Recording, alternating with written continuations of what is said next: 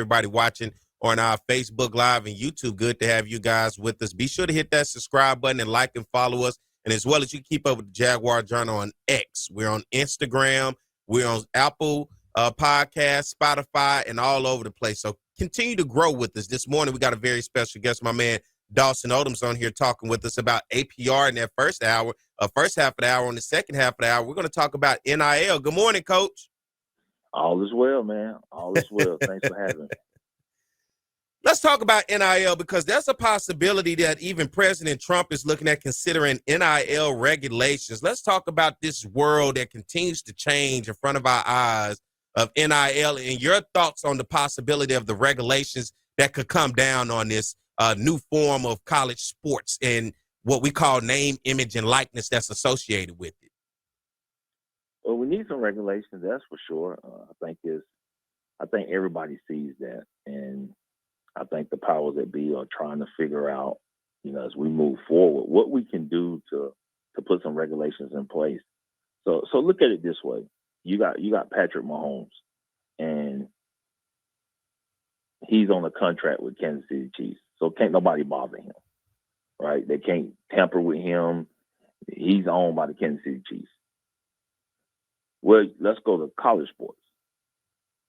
You have free agency for every player every year. So no matter who you are, this school, the way we have it now, the model that we have now can say, we'll give you $5 million. Well, the current school is giving you $3 million. So you're able to tell your current school, I'm going in the portal. You can stop, shut it down, play 4 games, red shirt, go in the portal, and go to another school every year if you wanted to. If somebody offered Patrick Mahomes in the NFL $450 million, Chiefs on the right. Can't say it. Can't do nothing. Can't do anything with it. That's what rules and regulations are. It's a governing body that makes you have to obey certain rules. I don't even understand how the NCAA got to this point to where it's just going to be a free fall and nobody's going to do anything about it. I can quit tomorrow and go to another school. I don't owe that school no money. You get no trade value. I don't got to give you no players. I don't got to give you no money. I just can get your best player and I can buy your best player and he can come to me in January. I don't even know how you sit back and as the educated people of this world that are running the NCAA and say that's even remotely right. It ain't even confusing. To have players to just be able to leave and go where they want to at any point in time with no consequences. Even a coach, he might have a buyout. Yeah. He can leave, but that other school, and you got to pay me to come to you.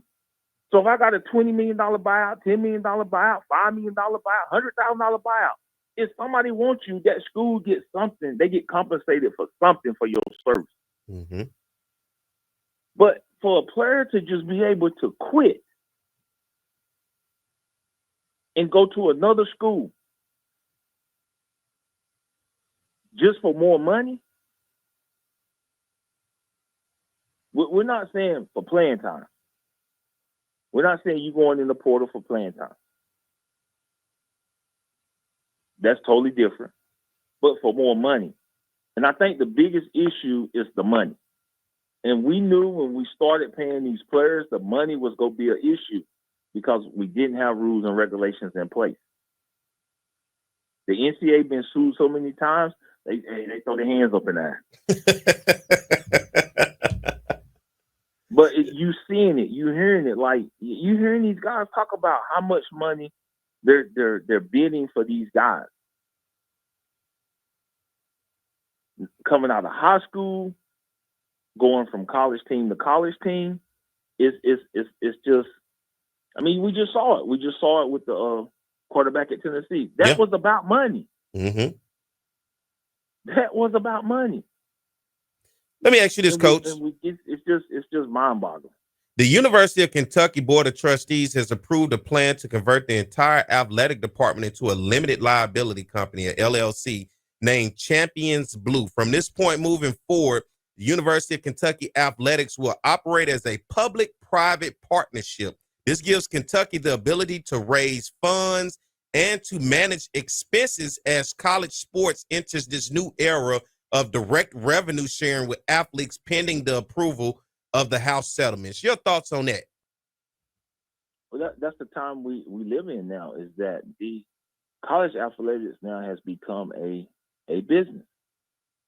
And it's so much money involved. Athletic programs at those big universities they're not able to handle all the transitions and transactions that's taking place within college athletics. You're a business now. It's no different than having an NFL owner, an NBA owner, or an MLB owner.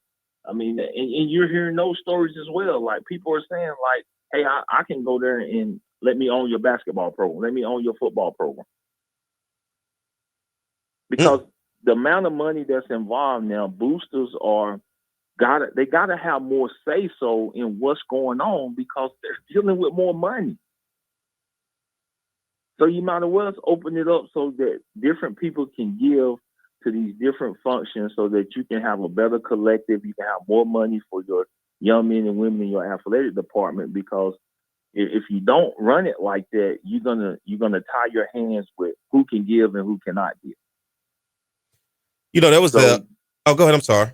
So they're just opening it up for a business model now, to where now it's not really Kentucky Athletics. This is our new business model plan, and these are the rules and regulations that we can operate within this LLC. Powerful words by a young man, collegiate athlete, right? That penned an open letter about college football. You sent this to me. I looked at this. Your thoughts on this is how the game is being destroyed from that letter that young man wrote, that just looking at the sport itself and just saying, hey, this is not going to end well if we continue to go down the route that we're going. And we already seeing it happen in front of our eyes, where it's taking the fun out of it. Well, especially at the college level, it's supposed to be an amateur sport.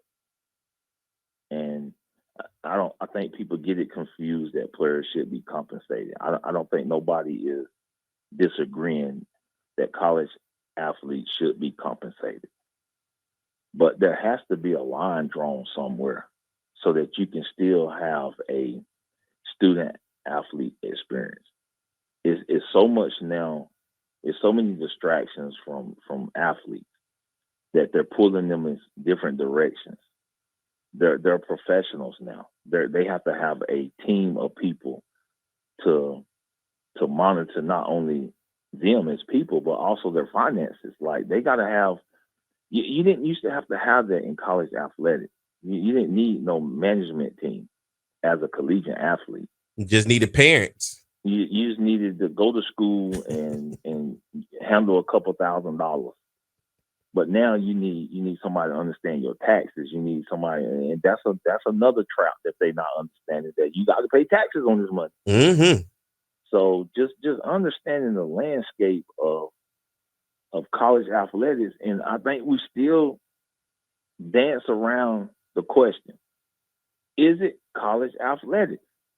And I don't understand, and I'm gonna keep saying it. I don't know how you pay somebody millions of dollars and tell them they're a student athlete. Kentucky just told you, hey, we're LLC as a department. This ain't, no. This, the reality of it is, no, you're not. Correct. And I agree with Kentucky. I'm like, and I don't know how me as a business person would be looking at you, and I'm investing money in you as an athlete. I don't look, man. You in this chemistry deal, you in this biology. Hey, boss, that's you. But I know this: we need to stop people, and we need to score some touchdowns. That's what I'm paying you for. I need you to put this ball in this basket. and stop them from putting theirs in the. That's what we paying you for. Yeah. Okay, so I mean, when are we gonna say that that's what we're doing? Because that is clearly what we're doing. What's the walking on eggshells, tiptoeing around the stuff? What is it about the mass conversation that this just does not seem to be? Hey, let's blatantly talk about what it truly is. Why is it seem to be that right now? Because it's education. You're across the line, and that line was put there so that you can keep the education part of it relevant. That's why you never paid. That's why it was illegal. That's why people did it behind closed doors. That's why people used to sit at your house and recruit you. That's why they used to give you money in a brown paper bag. That's why they did those things, because it was illegal. And as long as it was illegal, you held on to your amateur status. Mm-hmm. Because now you had to go to school, you had to be eligible, you had to go to class. The power was in control of the regular body, the compliance of the NCAA. Once you release the money, there is no more control. There is no more regulation. Because if you don't release the money with an amount that you can make, who can pay it, and it be spelled out, ABC, attention to detail, dotting your I's, crossing your T's, you can't go backwards. And it don't matter what your major is if I'm paying you all this money, especially, I'm saying, man, I got $3 million for you. I don't care what your major is. Like you said before, we need a basket score. We need a touchdown score. We need a stop here. We need a score there. I don't care what your major is. I don't care about any of that. And then because I don't care, how does that then, to our conversation in the beginning, relate to APR? Well, they're going to class, or they're doing the work, or somebody doing the work getting done. I mean, the reality of the world, because somebody doing the work. We don't have honest conversations about where we are. Yeah. It's like we dance around the actual problem. And I just don't know. I just think is we see it on the outside differently than they see it on the inside. But at the end of the day, I just pose just valid questions. I'm Dawson Odums. You go pay me $3 million. Okay? I hear you talking about class, dog. I hear you, coach. But coach, y'all need to figure that out. Because I came here to get $3 million to play ball. Because this school over here gonna give me, they ain't talking about class. So it's all these conversations, and we deal with the reality. We know the conversations that's taking place. And we know some schools are operating just the way we're talking. And we know some schools are doing it by the book. But that creates an uneven playing field when you got some people that are doing it this way and others doing it this way. Mm-hmm. And ain't neither one of them the wrong way. They're doing what they're allowed to do. You're allowed to pay somebody $3 million, $4 million, $5 million. Who gonna stop you? It's like the Wild Wild West. It's like in the early days of no law, and you kind of govern yourself accordingly, as they say. It's kind of seemed like where we at in this whole thing right now. We're in the Wild Wild West phase of it. Well, you first started in the NBA, where you saw really good players go to one team. Now take high school football players. You got the number one quarterback. You got the number one offensive lineman. You got the number one receiver. You got the number one running back. You got the number one defensive lineman. You got the number one linebacker. You got the number one safety. You got the number one corner. And they all go to the same team.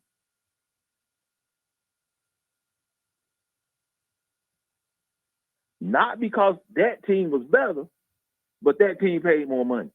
Simply. There is no salary cap. So it ain't like you maxing out your dollars, but that's coming because there's a certain amount you will be only be able to spend. That's coming. But just think if that happened with the best players. So that's what you're getting in this transfer portal is that if I got more money and there's no regulation on how much money I can spend, then I can go buy me a team. Mm-hmm. If I got more money than you. You paying for instant gratification. The domino effect is the lower schools don't have no money like that. So they good players get recruited by the schools that got money. And it's a constant cycle in your locker room. You don't develop this guy, he's a great leader, he's a great person, he's high character, he's great academically, he's first team All-American, and now he's going in the transfer portal. You don't have time to get another player like that. No, you don't. But at least if you take mine, compensate me something, man. Compensate me. Help my budget. I don't mind you taking my guy, but help my guy and help me. Matter of fact, if you help my guy and help me, I'll send you every player I got. Say, I got more for you, huh? Look, we'll be a pipeline for you. I'll be the developmental league for you. You can call us. You can call us the little Tar Heel, the little Buckeye. You can call us the little Wolverine. You can call us whatever you want. We will send them to you. That's what we're doing. But take care of me in the process. Yeah, help me out, dog. Come on, man. Give me a little something there, buddy. Come on, yeah. And I'm just being rich. Give me a little something, man. Yeah. We can orchestrate this, man, and everybody like how they get all their players. Hey, boss, don't worry about how they get all our players. We gotta understand it. Yep. That's how it is. That's what's happening. And that's the reality of the world that's in front of us, Coach. Yes. Yeah. Coach, I'm up against a break right here, man. Listen, for all the people, they love when we come up because this is the type of conversations right here that we got to have, and that the fact that you being from in that world, you understand it, but you're very honest about it. And I love the honesty because that's the part of what we do here, having an open conversation. They got to be politically correct, but it can be correct. And I think everything that you were saying today, from APR to the transfer portal to NIL, all of that is correct, and it makes sense. But we got to be honest. Like you said, people are scared to have the honest conversation about what this thing truly is. Everybody's still trying to act like it's the illegal world where it's happening, but I don't really want to talk about it. But in actuality, we got to talk about it because lives are being affected. Colleges and programs are being affected. And there's a lot of people that's in the process that'll get left here and left there with nothing to show for it. So, Coach, man, I appreciate you as always coming on, man, and having a conversation and being able to talk honestly about these things that we're dealing with in the world today. Well, it's always great, man. I think we have college athletics is great for young men and women. And they go get a handle on it.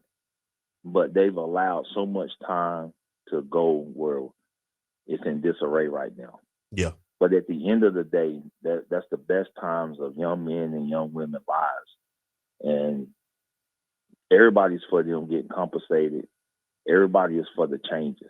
I think everybody just want better rules and regulations and have a better understanding of what we're going to do and how we're going to do it. And quit grouping everybody in the same Super Bowl. That's it. We're different, man. We're different. You can't say we're FCS and then our rules are FBS. Our names ain't even the same. So how can we have the same rules? Mm-hmm. So that's just common sense. The umbrella is not for everybody. That's why they make different sizes of umbrellas, because people are different sizes and umbrellas are different. A golf umbrella is different than your regular standard umbrella. You can't put everybody under the same umbrella because you're not going to have the same dollars and cents. Yes, sir. That's for everybody out there. That's the voice of Dawson Odums, former Southern University head football coach, third all times in wins at Southern, by the way, behind A.W. Mumford and Pete Richardson. And then there's Dawson Odums. And then, Coach, as always, man, you want more than welcome. We'll continue the conversation and talk about more things in the world in the future, man. Thank you for coming on this morning. Always a pleasure. Thank you for having me. All right.